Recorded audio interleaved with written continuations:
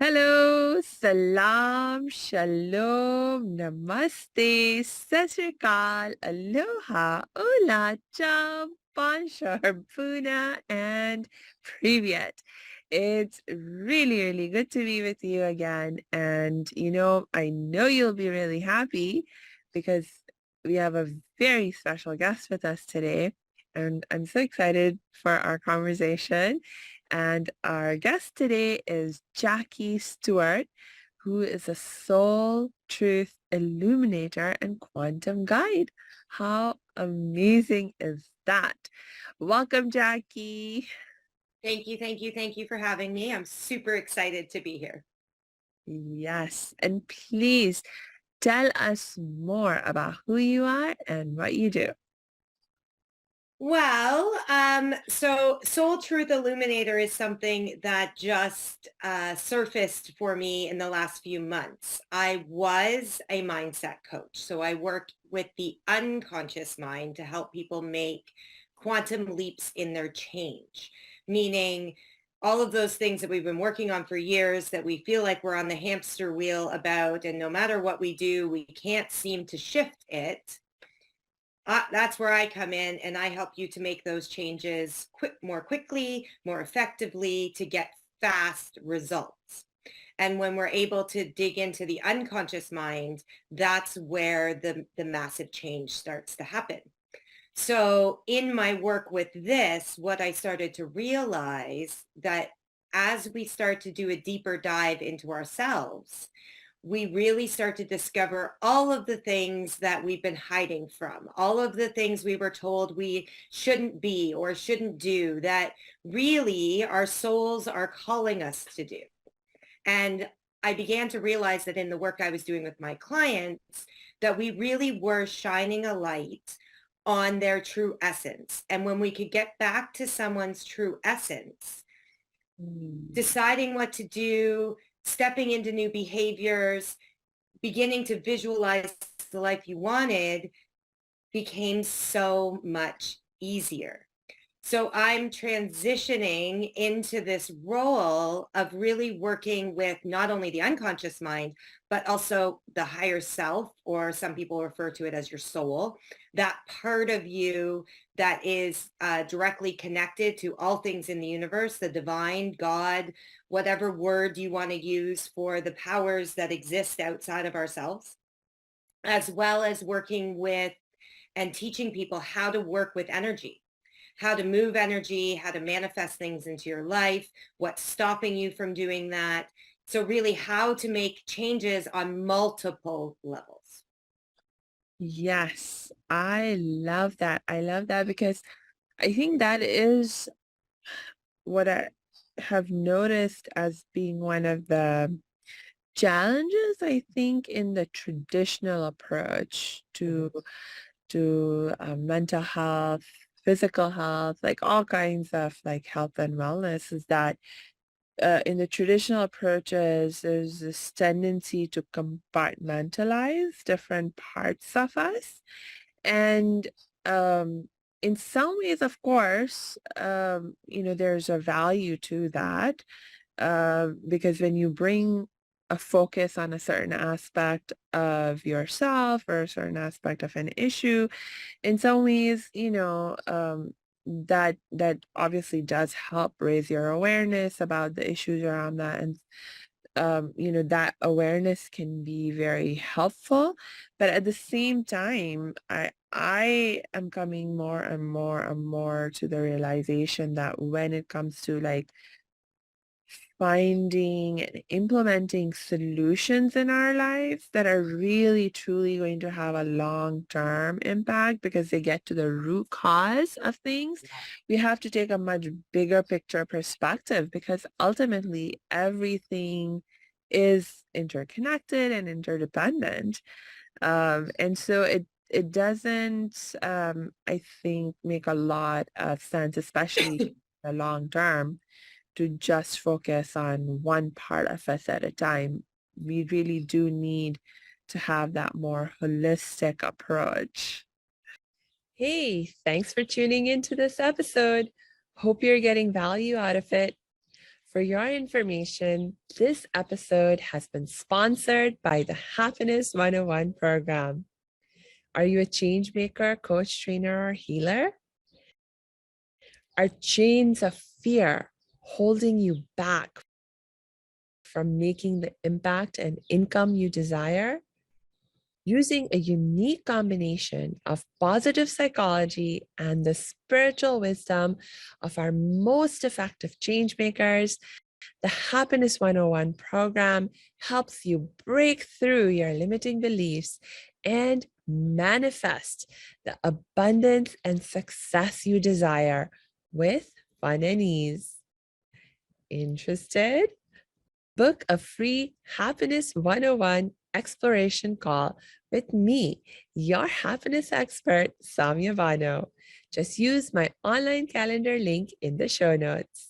Now, back to the show. I totally agree. And what I've learned in the work that I've done is that what we think is the problem. So the thing that we can put our finger on and go, I'm struggling with this. Yeah. So whether it's a habit we can't seem to break, or, it's issues in our relationships and it keeps happening over and over again. If you can name it, that ain't it. It's come into your conscious awareness, right? But there's something else going on underneath that that's feeding it. So the picture I always like to create for people is we think about weeds in our garden, right? And we can come along and we can pop off the top of the weed, right? And then our garden looks nice for a while and everything's great, right?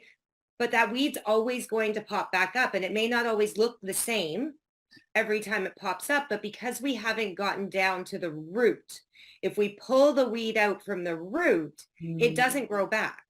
And so what people say are their problems or recognize their problems to be are often the symptoms of a much deeper seated belief that is feeding the behaviors, the beliefs, the programming that we're running that's keeping that weed at the surface. Yes, yes, I love that analogy. And to take it even a little further in terms of, having a bigger picture perspective, sometimes it's like we get so focused on, okay, I just need to uproot this singular weed, but not think about, well, why is it there in the first place? And how can I do some prevention in terms of the weeds not growing so much in the first place? 100%. So, there are 3 prerequisites for change. The first thing you need to do is clear out the weeds, right? You got to understand what's running and get at a deep level, right? And so what I talk about is we've got to clear out all of the past connections you have to a lot of negative emotions. We've got to shift your limiting beliefs or limiting decisions that are stopping you from moving forward. So we got to make the unconscious change first. Yeah. The second thing that happens is that you've got to take action, right? So I can go in and I can put in a whole new program for you in your unconscious programming. And if you choose to do nothing with it, nothing changes. So we clear out the stuff that's not serving us. We decide on the actions we want to take and we start doing them and using the unconscious mind tools, it becomes a lot easier to do the actions. And then the biggest thing I find with my clients and in my own experiences is the third prerequisite is you've got to focus on what you want. Yeah. Right? So many of us are not even aware of the patterns we're running in our thoughts, right? And we're shocked when all of this stuff shows up in our world and we go, we can't manifest anything. I can't manifest. I've attempted the law of attraction. I've watched the books. I've done the things and nothing's showing up. It's showing up. What's showing up is what you're thinking about. Yeah. So even if there's chaos happening in your world, then there was chaos happening inside of you and it has manifested. And I was reminded of that the other day, even personally doing this work, right? If we allow our thoughts to spiral out of control, we'll watch our life do the same thing because we are all powerful manifestors. You cannot not manifest. Yes, it's like we are manifesting all the time. Everything that we're experiencing in our lives is Everything we're manifested. thinking, yes, Right. Right. everything we're thinking, everything we're feeling, Yeah. all of that is sending out signals to the universe saying, bring me more of this. Yeah. What you focus on grows. So I teach my clients how to shift and check themselves, right? Yeah. If you're thinking about what you don't want, and here's a tip, because the unconscious mind actually cannot process negatives. So if you're constantly saying to yourself, I don't want this, it doesn't hear the don't want. It just hears, this is what I want because this is what I'm focused on. Bring me more of that. Yes, exactly. It reminds me of the saying, nature abhors vacuums. And so it's sort of like to apply that lesson in this context, it's sort of like or going back, if you go back to the other analogy with the weeds, it's not enough to take out the weed. You can't just leave nothing, emptiness, because nature abhors vacuum. So it's important not only to take out the weed, but to then plant something in that space that you really want, Yeah. because nature abhors vacuums. You cannot have nothing there. If you don't choose what you want to be planted in that area of soil, then Yes. something else will come and try to grow there. So Right. And we that's when we allow life to happen to us. Right. yeah, And we have a choice because everything that happens in our lives is happening for us in some way, shape, or form. So if we've got a experience or a behavior or a pattern that keeps showing up in your life, the question to ask yourself is, what lesson am I missing? Because it will continue to show up because it requires some change on our part. People will often think they're stuck, right? And it feels like you're stuck when you're on this sort of hamster wheel of going around and doing the same things over and over again, but we're never stuck. We're either moving forward and growing or we're slowly declining. One mm, or the other. It's nature at its best, right? If I have a house plant, I either water it and it grows, or I don't water it and it slowly dies. yeah, So it's those choices we're making minute to minute, hour to hour. Are we moving forward? And where is your focus at? Are yeah, you focused on your growth and willing to step into the discomfort of growth sometimes? Or are you trying to play it safe, stay small, stay in what you deem to be your safe place? But I guarantee you, if you're not moving, that's when all of this stuff we don't want starts showing up because we haven't taken control. yeah, yeah. I agree with you. I agree with you on that. Um, so one of the things that I know, Jackie, you talk about that I find so helpful, um, is, this idea of a sort of becoming aware of the boxes you've built yourself into. Can you tell me a little bit more about that? I think you've already touched on it a bit, but maybe a little bit more would be helpful. So we know that as we develop, right, from the time we're very young children up until the age of 7, we walk around like sponges. Yeah. And we're exposed to different people, starting with our parents. We could then go to school and we get exposed to other friends and teachers and people who are influences on us. Right. And somewhere along those lines, society or our parents or whoever it is comes along and says, this is who you need to be. Mm, This is how we do things. This is right. This is wrong. All of those things. And so we start attempting by the time we're 7 and 8 to figure out, where do we fit into this, mm, right? What am I going to believe? What am I not going to believe? And with each belief that we take on, and usually about ourselves or about society and how society should run and how I fit into society and my community and my family, we start putting ourselves in different boxes. And if we sit back for a minute and actually reflect, you may find that the way that you behave when you are at work, versus the way that you show up when you're with your family versus the way you show up when you're with your friends could be completely different. A different version of you shows up in each of these circumstances because the way you're choosing to behave or be in that moment is based on the expectations of the people that you're with. And this is all done unconsciously because we started at a very young age, Yeah. right? So we make these choices. We don't even remember when we made these choices that in order to be accepted, I need to behave like this, Yes. right?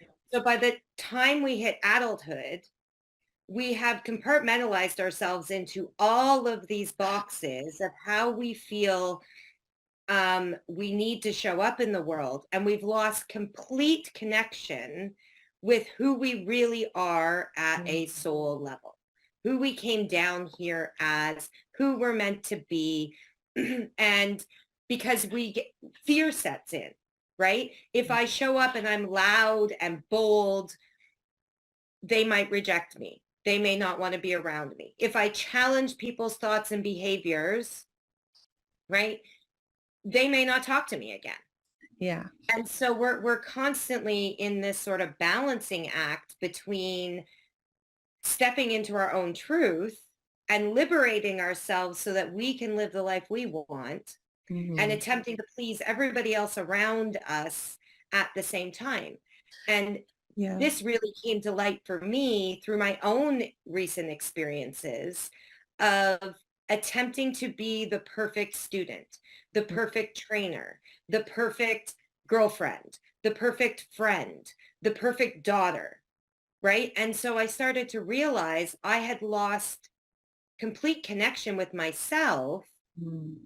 because I was concerned about how to show up for other people to minimize any impact that it would have on those relationships. Mm. Yes. Oh my gosh. The way you just framed this and shared what you just shared makes me think about this Indian movie that I was watching actually just last night. Of course. And it's actually one of the most popular in movies in Indian cinema history. It's been the longest running Indian movie in Indian cinema history.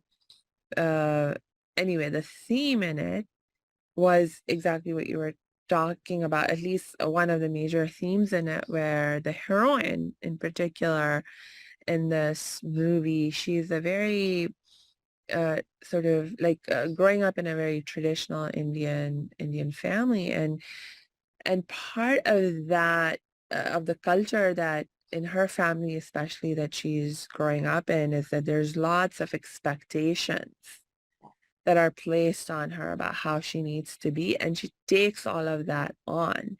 Yeah. And interestingly, where things start to happen in the movie is when um uh she's about to like she gets the news that, oh, um your marriage has been arranged and the time has come for Yeah. you to get married. And she makes this and so at that time, and she has also, at the same time that she gets this news, she has just come from a day where she was hanging out with her friends, and her friends were like, please come with us for this trip around Europe. And Mhm. she's like, she goes to her father, and this is like one of the, I mean, I felt so sad when this dialogue happened. And she's like, Father, please let me go on this trip before I get married because, I will never get this chance again. And I will take this one trip and live my entire life's desires in this one trip. And then, I'll do what you want and I'll get married. I'm like, oh my God, this is just so sad. Right. But her dad is like, oh, you're such an amazing daughter. Please go live your life in this 1 month, this month-long trip, and then come back to me.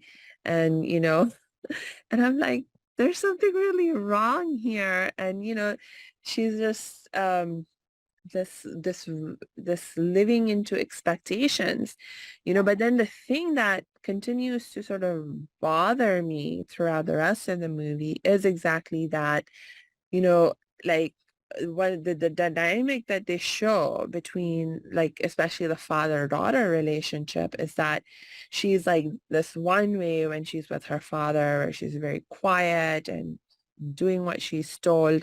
But then when she's out on this trip with her friends, she's like dressed in a way that I'm sure her father wouldn't approve. And she's out and about, doing all kinds of things that I'm sure if her father knew, Yep. wouldn't approve. And then actually by the time she gets back from the trip, she has fallen in love with some guy, and the dad finds out, and there's this whole drama about, you broke my trust. How could you have done this while you were out on this trip? And, all that kind of stuff. So, and then when she's back in the space with her dad, she goes back to, oh, I'm sorry, Dad, I broke your trust. You're right. And all miserable, and off they go, for her to get married, the arranged marriage and stuff.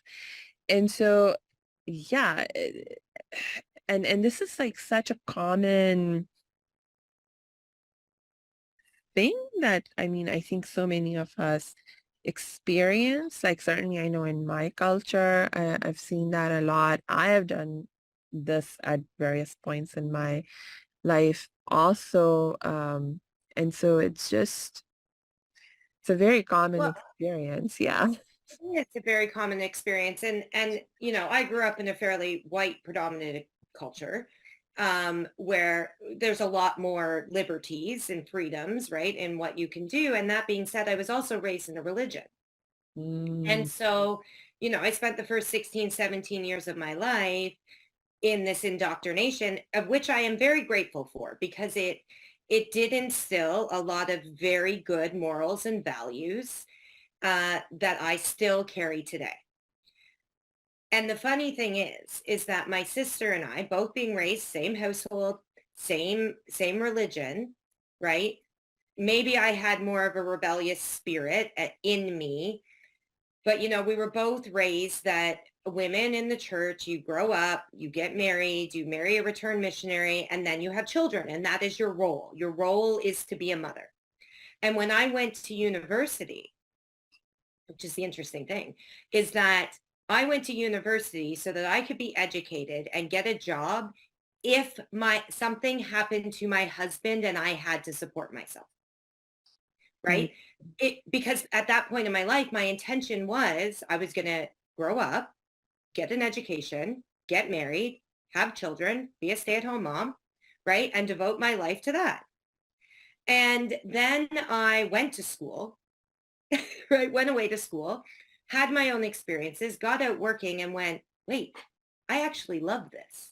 I was mm, a teacher for 16 years and I loved every minute of it, even the ups and downs, right? And my sister, on the flip side, also went and got an education and mhm. then got married the returned missionary, had 4 children, became a stay-at-home mom, right? So she followed that. And in each of those paths, we've both gone 2 very different directions. My mother will constantly say, I wish the 2 of you would just come a little bit closer together, because I abandoned the religion altogether. And my sister went even harder into it Uh, than we had been raised, right? Now that resonated with her and her soul. yeah. Mine had more of a rebellious spirit and was like, I'm going to go figure this out for myself. Now, my spirit also sometimes likes to do things the hard way.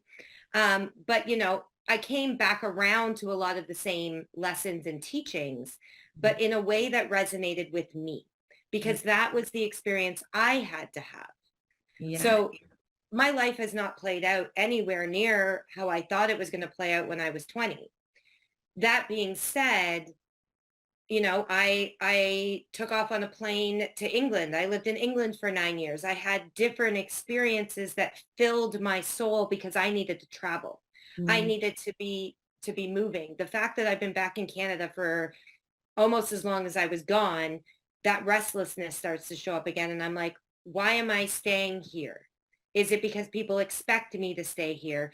And what is my soul Mm, calling for me to do in my next evolution? yes. And here's the other thing. It may have worked for you then. Mm, It doesn't mean it's going to work for you now, because yes. we're not meant to stay the same. Yes. Yes. Coming back to that idea of we need to be growing. We need to be growing. You Yes. can't stay the same. That is such a good point because uh, I think that's another potential mistake that I know I have sometimes found myself making, that I will actually, go really deep in terms of introspection and be like, okay, what direction need I go in right now? And then I take that direction, which is all very good. But then I just sort of like keep going, keep going, keep going, and don't check in and be like, hey, do we need to make any adjustments? Is there a different path to take at a certain moment in time when things might begin to feel a little off and so forth? And there's just this like, no, no, no, just stay on this one path. So I love this experience, this point that you're making about, yeah, you may need to shift because like if I've learned the lesson, then Mhm. it's like, okay, now I need to take another path so I can learn my next lesson. Yes. Yeah. And here's the other thing to remember is that, we learn the lesson, and then the universe is, or God, or whoever you want to say, is going to test to see if you Mhm. actually learn the lesson. So, for Yeah. example, right? I've learned about boundaries. And now I'm starting to set boundaries in my life, right? I'm not accepting the same behaviors. I'm learning to say no. They're going to throw a situation at you where it's going to go, and are you really going to honor your boundaries? Are you really going to say no? Yeah. Right? Are you going to let that toxic person back into your life, or Mm. were you really done?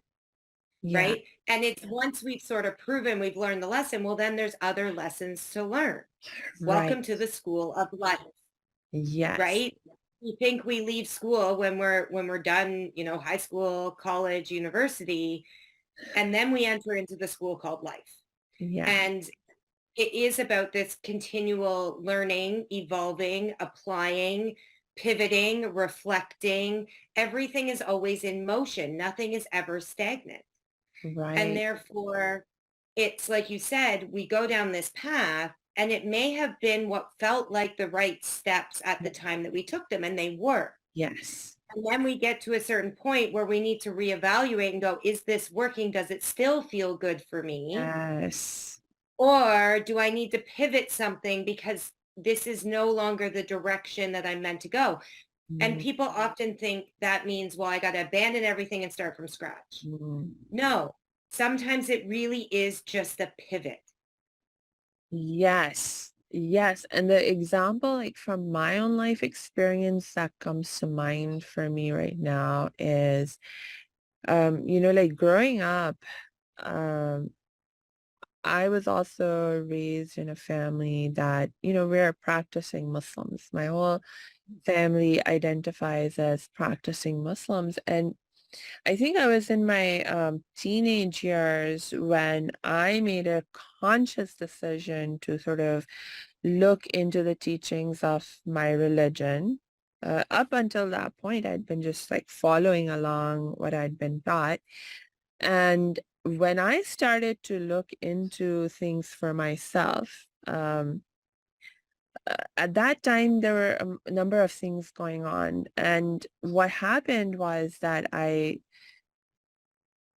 didn't expect or consciously make a decision to take a dogmatic approach to religion, but I sort of that's what I found myself doing. It's like I got obsessed with learning about all the rules of the religion in terms of what's right, what's wrong, what's allowed, what's not allowed.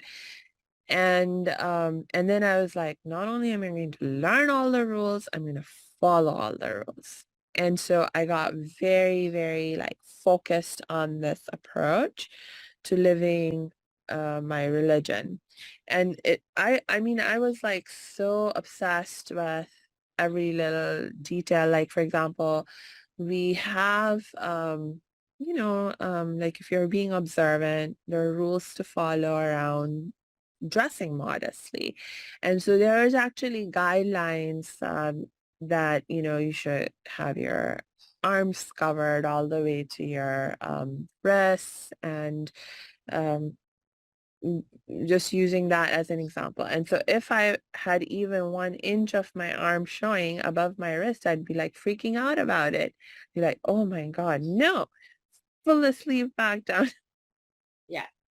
Like that kind of a thing. So, and for a while, that made me feel very empowered and like the sense of like power and control in my life. Like I was like, okay, this is helping me figure out what the right thing to do is, and I am doing it. And so it made me feel like I was in control and able to exercise some power in my life. And at that point in my life, I needed that sense Yeah. of, order and stuff. But as I was growing into my 20s and I was in college and stuff, I started to find these attitudes that I had developed and this approach of being, so focused on the rule and being so like focused on following the rules like so strictly and all. They were starting to like feel like a hindrance. Like there were things that I was now wanting to do that I was like, oh, I can't do this because it doesn't follow the rule. And it was starting to compromise my sense of happiness and inner peace and the sense of control and stuff that I had gotten satisfaction from before wasn't quite so satisfying anymore. So something was shifting. Um, and thank God I allowed myself to shift. Well, and this is it, because as we Yeah, grow and have more experiences and meet different people and put ourselves in different yeah, situations, we start to expand our thinking, yeah, right? So when we're young, yes, we do everything that we're told to do. And being raised in that religious background, and even into my 20s and 30s, exploring different religions. Like I was always seeking something. And what I learned was religion is fabulous for providing a foundation mm, in which you can build upon. But if we go into it blindly and just blindly follow everything, right? Religion is still, as much as we have prophets and we have, guides that we deem to be um, put here by God and that they're in communion with God. I can commune with God the same way they can commune with God, mm, and they're still human. yeah, So there comes a point where even within a religion, and we talk about, forming a testimony, and testimonies aren't just about religion, right? I have a testimony about the tools that I use because I've seen the impact that they can have. yeah, We need to start at some point sitting with each of these pieces of guidance and going, does this resonate with me? And this is where we get back to building that relationship with our own soul, where we mm, can sit with it and go, following this particular rule, right? Like you were using your example of how I dress, yeah, right? Do I in my soul feel like in order to be safe and protected, I need to be covered from head to toe the way that I've been guided? Or do I feel like I just need to do this part and I feel like I'm honoring it? Because ultimately it's going to come back to how you feel in how you show up in the world.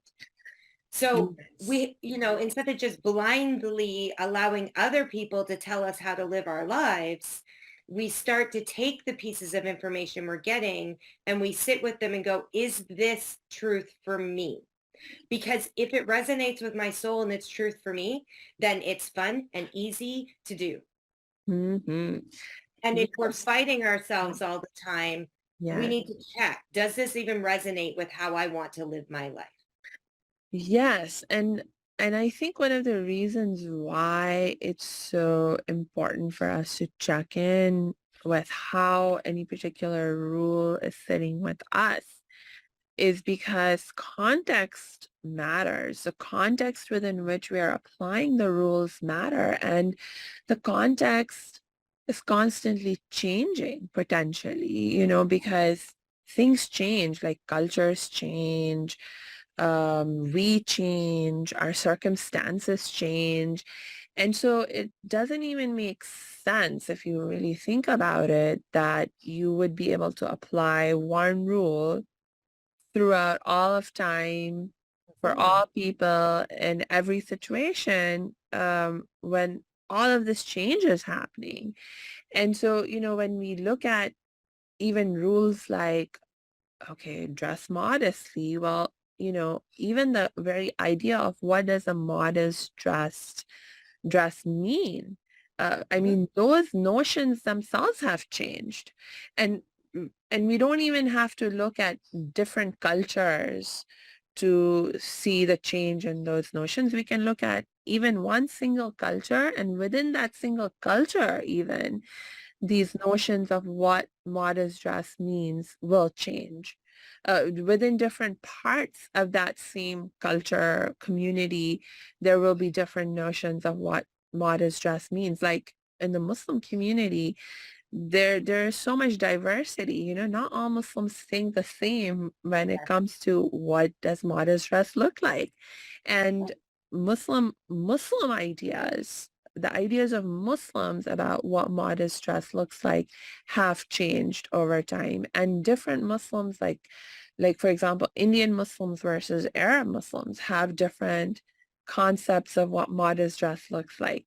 So it's like you have to, and like in my case, I've actually moved around also, Jackie. Like I started out life in India, and then, we moved to the Middle East, and then I lived for a few years in Pakistan, and now I'm living here in America. And so like that was one of the things that sort of forced me to like reevaluate Mhm. how I was interpreting things, and whether the one very specific interpretation that I'd been trying to hold on to was even relevant or accurate anymore. Yeah. It's really interesting. And I think the Mm. key part of all of this, to circle back to what we started talking about, was it's really the deeper you get to know yourself and really know yourself. Who are you? Who do you want to show up as? What impact do you want to make on the world? What brings you joy? What is it that you need on a daily basis to feel fulfilled and thriving and to have the energy you want and all of that?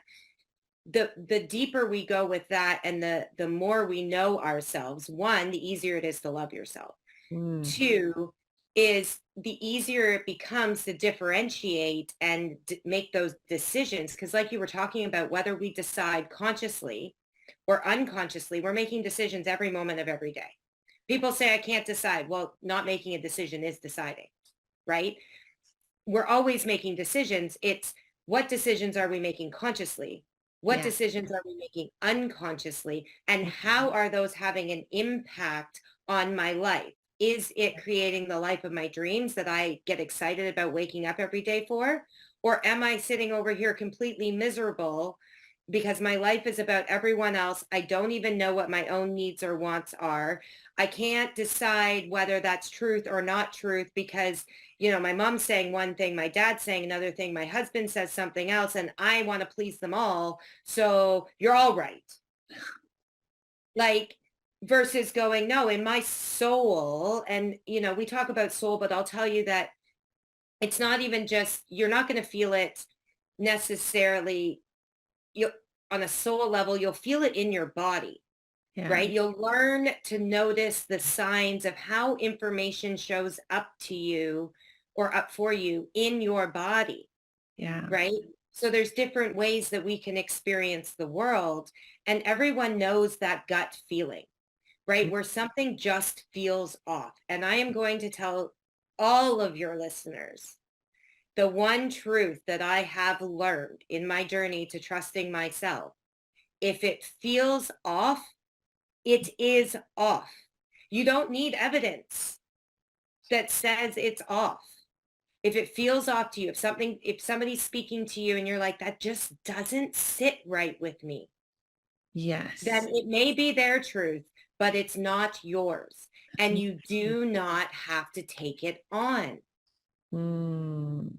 We get to decide what Yeah. we take on as beliefs and not beliefs. And the, the fun part of this work is going in and figuring out, like, reevaluating the beliefs that we have at the moment and going, where did that belief come from? When did I decide that that was true? Yeah. And most of the time it's before the age of 5, right? It's, if we take it into the money world, right? Money doesn't grow on trees. Yeah. We have to work hard for everything we have. Mm. Is that a belief that really resonates with me? Because, growing up, that's what I was taught. We work for what we have. We always have enough. If you're telling yourself you always have enough all the time, you're only ever going to have enough. You're never going to have more, right? Money doesn't grow on trees. We hear all these things as a kid from our parents, and then we believe them and we act them out. Well, if I shift my beliefs to, I am abundant in all areas of my life, and abundance flows to me and from me, and everyone around me is abundant, then suddenly things start showing up and I'm going, where did these come from? Mm. Because I shifted my belief. Yeah. Yeah. Okay. You just made me think of a bunch more questions, Jacqui, and we're running out of time for right now. So we're going to have to make you come back for a second episode so we I can am, keep talking. Yes. yes, Oh my gosh. Do you have any thought to wrap up with for right now? life is a journey, Yeah. not a destination. Every single one of us is human.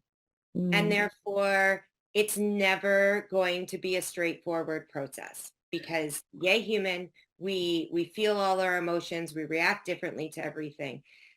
The journey is back to you. It's Mm. not outside of you. Everything starts inside of you.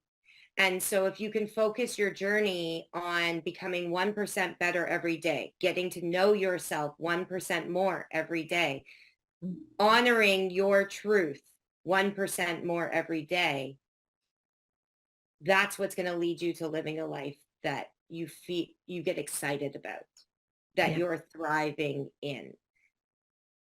And it's the most rewarding journey that you will ever take. Oh, thank you for that. Thank you for that, Jacqui. And for my last reminder to our listeners for right now is please make sure you check the show notes because we will be dropping Jacqui's links in the show notes so you can connect with her and continue to learn with her and get some help and support whenever you feel ready for it. And until we connect next time, I just wish you lots and lots of peace and joy.